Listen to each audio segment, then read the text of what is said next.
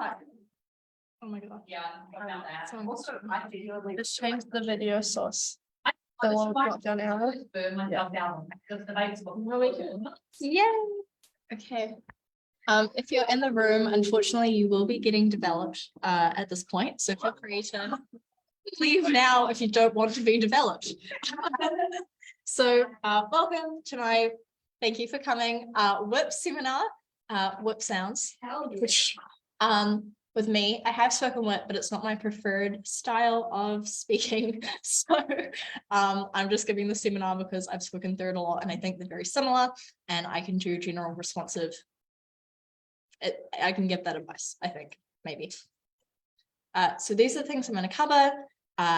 Things to do in prep, because although you're speaking last in the 1 hour long debate, you should still do something in prep. Tracking, ideas for structure, weighing and meta, and some general responsive stuff. In terms of prep, do not go to the bathroom for 15 minutes. It's really useful to help think of extensions, and that should probably continue on the bench. Unrelated, but to prep, but related to being a good teammate, is just it can be really good to take the POI load, especially during the deputy speeches, and you can make life easier for yourself by writing some POIs during prep as well. Something I like to do in prep is preempt the other team's cases, or the best case that they could come up with, and think of responses, just because I'd never be able to think of it on the spot. So it makes life a bit easier for you. Okay. This is my very messy handwriting. But if you are looking for ways to structure your pages, I think here are 2 options you can do. So this one, this central one, I think is useful just for keeping track of the big ideas that come out from each speaker. Arrows are optional. I just enjoy drawing pretty arrows to show where things interact, where things have already been dealt with by the opposition or by your opening. If, however, you're speaking like Gov Whip, it's quite useful to use this style of tracking for the opposition member speaker that goes just before you, because you probably don't have time to like track everything on separate pieces of paper and then structure your speech how you want it. So it's useful to just respond to their case on the same piece of paper, and you don't have to do it like this. You can do like 1 page per each of their points if they have multiple points, and space it out a bit more so you can read it.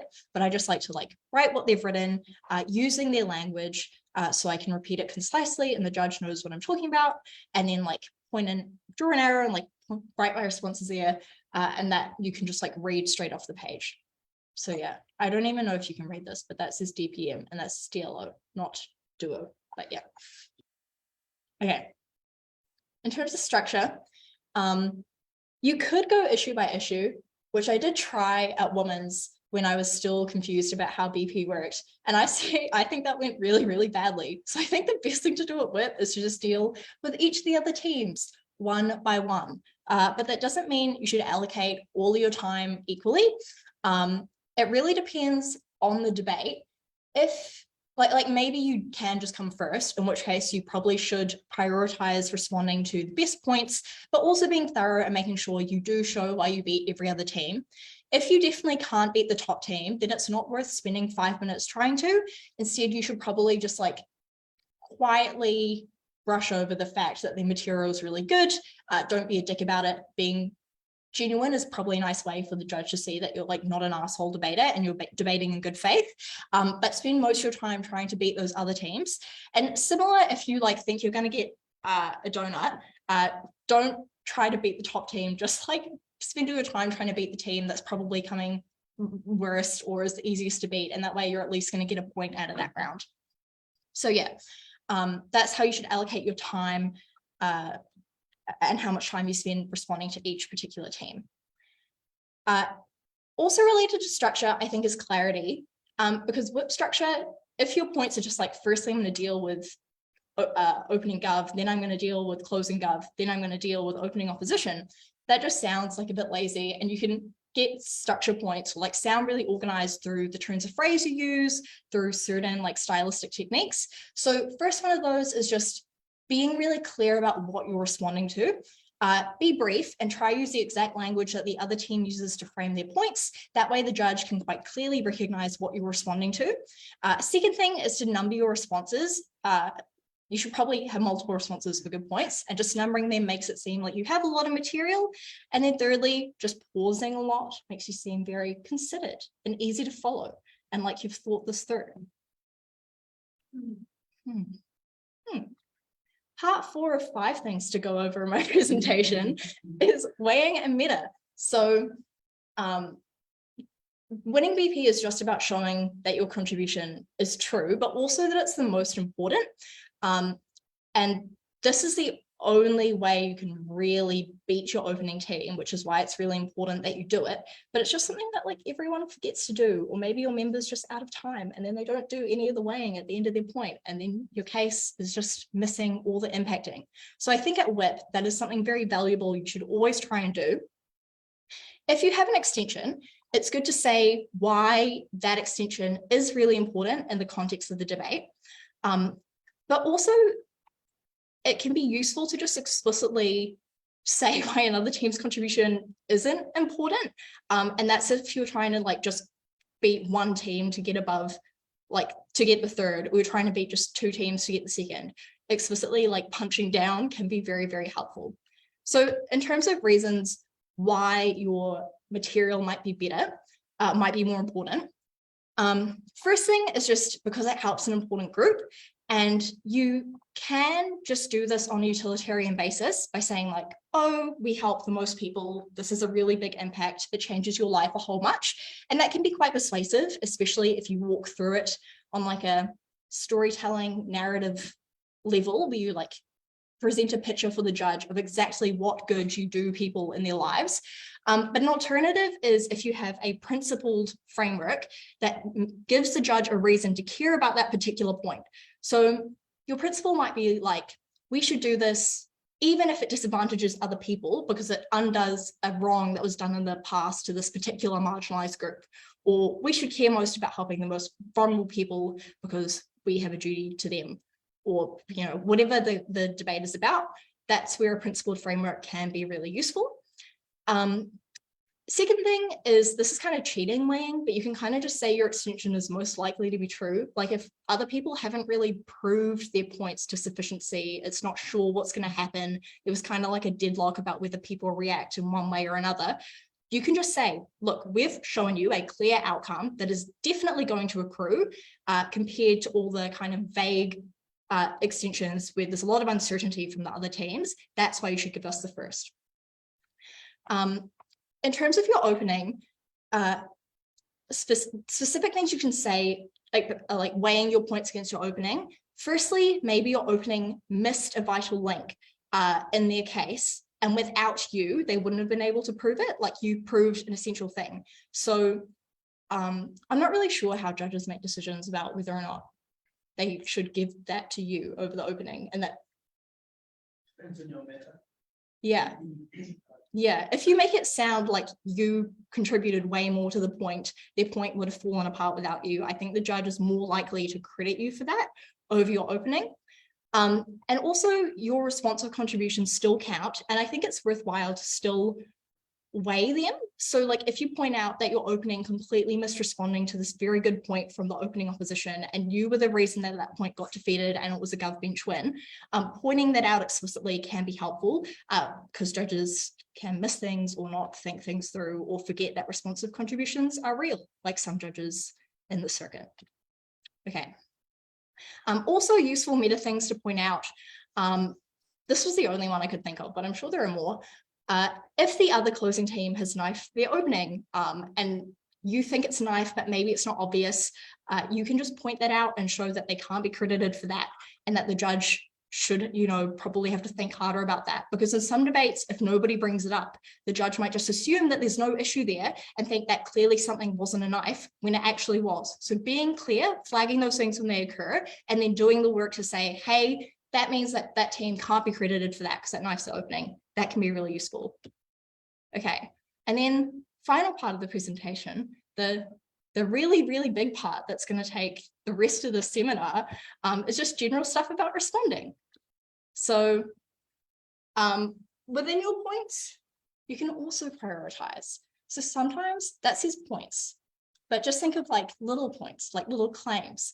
Sometimes claims are outright stupid, sometimes they're insignificant, and sometimes they're actually important, shockingly. So don't treat them all the same. Try to figure out which is which. Tips for what makes things important is maybe they were said by the most recent speaker and no one's responded to them yet. Maybe they were said way earlier in the debate, but they've still not been responded to and they keep getting whipped by the other team. Or maybe it's just really important because it's that team's path to victory. It's their extension, it's their, the main thrust of their case. Each of those different kinds of claims probably requires a different amount of time or a different way of dealing with it. So if it's something that recent that's come out, I think that's when it's good to be comprehensive. So to try address every single one of those points or mechanisms, if possible. Sometimes you won't have time, but trying to respond in detail to every part of the case can be really helpful. Or not in detail, but just, trying to hit every single part of it. If something is unresponded to, probably deal with it the same way if you have time to. In terms of insignificant and silly things, these are the things that you should address to show that you're not being flippant, you're still trying to respond, but you can do that in a very broad way. So by broad responses, I mean you say, look, the other team, the main thrust of their case was, the main thrust of this point was this claim. This is obviously wrong for two reasons. Firstly, blah, blah, blah, blah. Secondly, blah, blah, blah, blah. So rather than getting into the nitty gritty, you deal with everything concisely and cleanly. But I think for the most important points, the ones that are really crucial for winning the debate, those are the ones you should go in depth. And depth doesn't just mean responding to everything that other team says. It also means trying to provide layers of response. So trying to go a bit deeper, say there are two reasons why our characterization is more compelling. But maybe your third response is an even if. So like, even if that other team's characterization is true, here's why we should still win based on this other reason. And those like more important points that take up a lot of the debate, sometimes you can just kind of find teams arguing back and forth, and it's really hard to conclusively win that point. So some things you can try to do to break the deadlock. First thing is just stylistic. So if you just present yourself as realistic, you speak calmly, you use words like, hey, let's just do a sense check here, what happens in the real world. That kind of stylistic swagger can sort of sway the judge into just believing that your analysis is more reasonable. Second thing is providing helpful examples. There might be a really potent real world example that could just kind of like sway a judge to believing your characterization of the world. But even if you just walk through something like a hypothetical example in detail, that can make it really clear and like believable for a judge if they actually see what something looks like rather than just seeing it described in abstract terms. But I think the final thing you can do is try to like provide deeper analysis of the relevant stakeholders or context. Think about how people really behave. Is there another influence at work that the other teams missed? How deep can you get? I don't know. It's kind of like, if there's a deadlock, just try your best. And then just do some even ifs, because maybe you won't be able to break the deadlock, in which case you should just do even ifs. So that way, clearly you're responding to their best case, and hopefully you still win even on their best case of that point. Concessions can also help you save time. Don't make ridiculous ones that don't advantage your team. But I think just like acknowledging that part of their mechanism, part of their mechanism is true, but it misses a crucial link, might be a good way to like stop yourself from having to waste time going into particular things. I think concessions is also related to prioritization more generally. If you know you can't beat a top team because they're like top and you're at the bottom of the bracket and you really don't know that you can beat them ever, don't waste your time, just acknowledge graciously that they presented a really good case, but here's what you uniquely bring that beats out the other teams. So yeah, concessions can help save time. I think the final thing I ever have to say on speaking whip is that even though it should just be about responding, sometimes it isn't, because sometimes your member gets nervous or they run out of time or they have to respond to heaps of stuff and then they don't really deliver a case. Like maybe the case didn't hit, it was really confusing, maybe there was no case. In that case, you should adjust and you should actually make it seem like you have a case.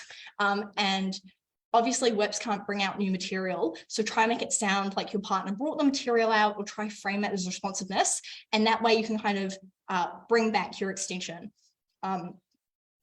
Alternatively, if there is no case at all, you can just like pivot to doing really, really good rebuttal and make sure those contributions are different from the ones that came at our opening. And if you like thoroughly disprove the other bench, then you probably can win on responsive contributions over them. But it's always good to try and make sure that you defend your case as well. And now I have a wonderful amount of time for questions about speaking with. Yes, Mr. Okay, so if you were gov whip, you're the only response to CO. And ideally, the member should have closed everything off in the opening half and preserve the extension, but like you said, sometimes time constrained, sometimes they're nervous, and they miss out on some responses and substantive. How would you prioritize your speed? Would you still go after CO first, given that if you don't respond to them, maybe they beat you, or do you weigh your extension? I don't know. What would your recommendation be? Okay, has your member given any extension? They're given some extension. Given some extension. Yeah, but you're worried it's not women's sufficiency, and there's like not much weighing. It's just a weird type of thing. Okay, well, surely CO tried to respond to it. If their case does engage with it, then I would whip the material as I'm rebutting the material. Kind of issues based. Yeah, and I would focus on CO if CO was okay. If CO was really shit, or if CO didn't respond to your extension at all, then I would firstly maybe deal with CO's material that they did bring, and then frame whipping or rebuilding the case as just pretend that they responded to it, and then give those responses, or like sneak them in to actually rebuild the extension. Was that the correct answer? Yeah, that's the answer to the question. That was an answer. Any other questions about speaking whip? Which action do you picture when someone says whipping material? Is it cracking a whip, or Yeah. whipping as in an egg picture? That's, well, you just said beating, like beating an egg, so it would be a whip. Like whisk. Yeah, But isn't that just whisking? Well, no, it's yeah, there's no way this isn't whipping. Yeah. Yeah. okay, but like if you're whipping Okay. material. Thank you very much for coming to my seminar. I hope you've learned something. How do I stop recording?